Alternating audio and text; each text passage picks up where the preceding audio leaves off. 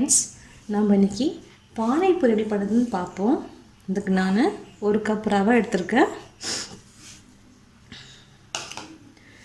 இதுக்கு நான் 2 ஸ்பூன் மைதா எடுத்திருக்கேன். அதோட கொஞ்சமாக ஒரு பிஞ்ச் பேக்கிங் சோடா எடுத்திருக்கேன். நம்ம சோடா உப்பு சேர்ப்பெல்லாம் அந்த உப்பு எடுத்துருக்கேன். அப்போ தான் நல்லா கிறிஸ்பி நல்லா உங்களுக்கு பொறுன்னு வரும். ஏற்ற உப்பு எடுத்திருக்கேன். நம்ம கொஞ்சம் கொஞ்சமாக தண்ணி மிக்ஸ் பண்ணி கொஞ்சமாக நம்ம பிசைஞ்சு எடுத்துப்போம்.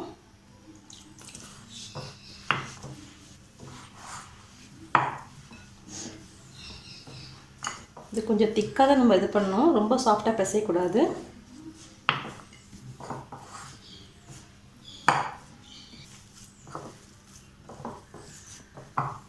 ஒரு 5 நிமிஷம் நல்லா பிரட்டி எடுத்துப்போம். அது நல்லாயிருக்கும் உங்களுக்கு. மாவு நல்லா பிசைஞ்சிட்டாச்சு. இது கொஞ்சம் ஈரப்பதமாக தான் இருக்குது. நம்ம அதாவது தண்ணி நல்லா உறிஞ்சிடும். அதனால் நம்ம இது ஒரு 1/2 hour ஊற வச்சுருவோம். இந்த சாஃப்டில் இது போதும். நமக்கு ஈர துணி எடுத்து இது மேலே மூடி ஒரு 1/2 hour அது அப்படியே இது இருக்கட்டும். நம்ம 1/2 hour கழித்து நம்ம பானிபூரி செய்யலாம். நம்ம வெயிட் பண்ணுவோம். அதுக்குள்ளே பானிபூரி தேவையான மசாலாலாம் நம்ம சரி பண்ணி வச்சுப்போம். நம்ம பூர்ண தனியாக ஆட் பண்ணிக்கலாம். அதுக்கு நான் 1 கைப்பிடி அளவுக்கு கொத்தமல்லி எடுத்திருக்கேன். அதே அளவுக்கு 1 கைப்பிடி அளவுக்கு புதினாவும் எடுத்திருக்கேன். மிக்சியில் போட்டுக்கலாம். அதோட 2 பச்சை மிளகாய் எடுத்திருக்கேன். ஒரு சின்ன துண்டு இஞ்சி எடுத்திருக்கேன். நம்ம இதே போட்டு அரைச்சிக்கலாம். அதுக்கப்புறமா நம்ம புளி தண்ணி கரைச்சி ஊற்றிக்கலாம். ஃபஸ்ட்டு நம்ம இதை அரைச்சி எடுத்துக்கலாம். பாருங்க, நம்ம நல்லா அரைச்சி எடுத்துட்டோம். இதோடு நம்ம இந்த புளி கரைசலையும் அரைச்சி ஊற்றிக்கலாம். நீங்கள் புளி கரைசல்னால் லெமன் கூட புழிஞ்சிக்கலாம். கொஞ்சமாக ஒரு சின்ன துண்டு தான் நான் புளி போட்டு நம்ம நல்லா கரைச்சிக்கலாம். இல்லை ஊற்றிக்கலாம். அதை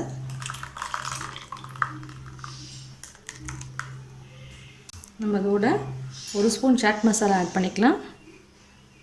அதோட 1/2 ஸ்பூன் சீரகத்தூள் ஆட் பண்ணியிருக்கேன்.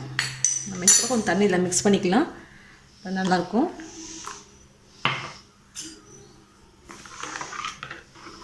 கலந்து விட்டுக்கலாம்.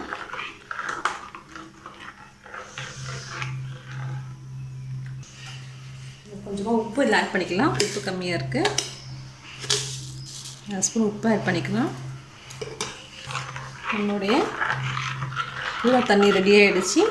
நம்ம அடுத்து இதை ரெடி பண்ணி வச்சாச்சு. நம்ம அடுத்து உருளைக்கிழங்கு எப்படி பண்ணுறதுன்னு பார்ப்போம்.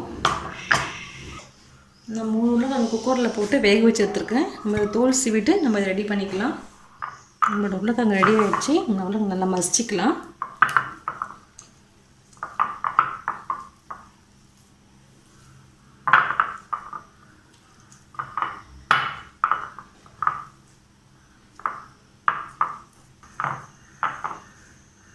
இதோட நம்ம 2 வெங்காயம் சின்ன வெங்காயம் 2 நறுக்கி வச்சுருக்கோம். அதையும் நம்ம இதை ஆட் பண்ணிப்போம்.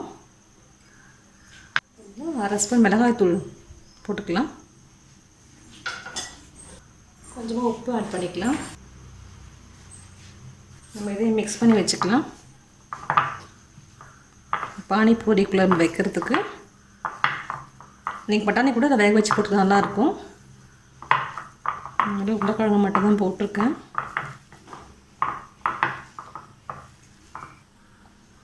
உப்பு காரம் எல்லாமே இருக்குதுல. இதுவும் ரெடி ஆகிடுச்சு. உருளைக்கிழங்கு நம்மளுக்கு ரெடி ஆகிடுச்சு. நம்ம அடுத்து பானிபூரி செய்ய ஆரம்பிக்கலாம். நம்ம மாவு எடுத்துக்கலாம். மாவு நல்லா இதுவாக இருக்குது. நம்ம இதை 2 பங்காக பிரிச்சுக்கலாம். மீதி மாவையும் நம்ம அப்படியே அந்த ஈரத்துணி போட்டு மூடி வச்சுருவோம். ட்ரை ஆகிடும். அது நம்ம செய்யும் போது எடுத்துக்கலாம்.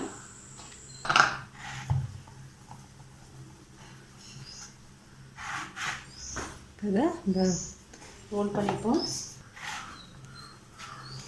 அமுத்தமும் கொஞ்சம் ஹார்டாக தான் இருக்கும். இது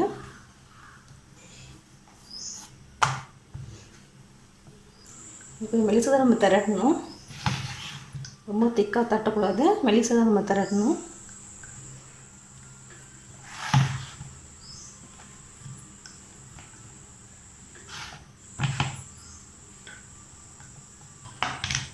இந்த மாதிரி ஒரு கப் எடுத்துருக்கேன். நீங்கள் எந்த மூடி இருந்தாலும் அதை யூஸ் பண்ணிக்கோங்க. சின்ன சின்னதாக நம்ம ரவுண்ட் பண்ணி எடுத்துக்கலாம்.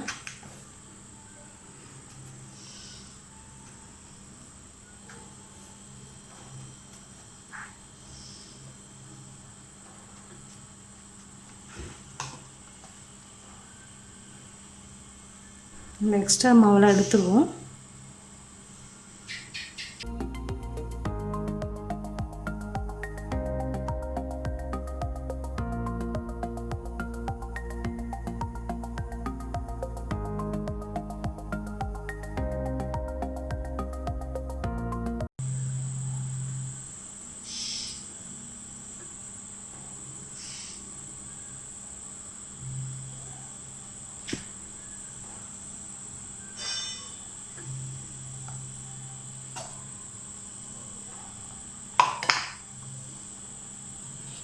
பானிபூரி ரெடி ஆகிடுச்சு. நம்ம குக் பண்ணுறதுக்கு ரெடி ஆகிடுச்சு. மீதி இருக்க மாவை நம்ம ரெடி பண்ணி வச்சுக்கலாம். பாருங்கள், இந்த மில்லிஸ் இருந்தால் போதும் நமக்கு. அப்போ தான் நல்லா பானிபூரி நல்லா அழகாக வரும் உங்களுக்கு. இந்த பூரி ரெடி ஆகிடுச்சு. போட்டு பொரிச்சு எடுத்துக்கலாம். இப்போது நல்லா தட்டி விடுங்க. அப்போ தான் அது நல்லா பொங்கி வரும்.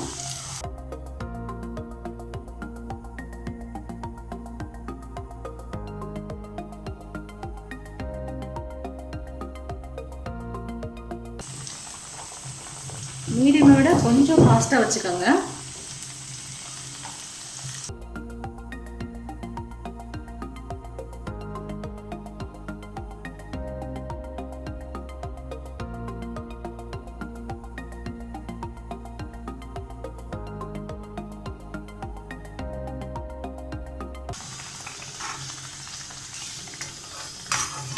ஆயிடுச்சு. இது நல்ல முருகன் ஆயிடுச்சு. இப்போ இதை எடுத்துக்கலாம் இந்த ஸ்டேஜில். அதை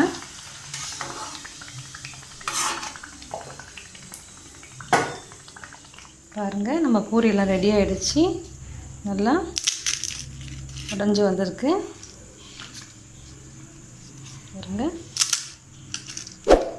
நம்மளுடைய உருளைக்கிழங்கு ரெடி ஆகிடுச்சு. பானி ரெடி ஆகிடுச்சு. நீங்கள் இந்த ரெசிபி ட்ரை பண்ணி பாருங்கள். கமெண்ட்ஸ் சொல்லுங்கள். இந்த ரெசிபி உங்களுக்கு பிடிச்சிருந்தா சப்ஸ்கிரைப் பண்ணுங்கள். தேங்க்யூ.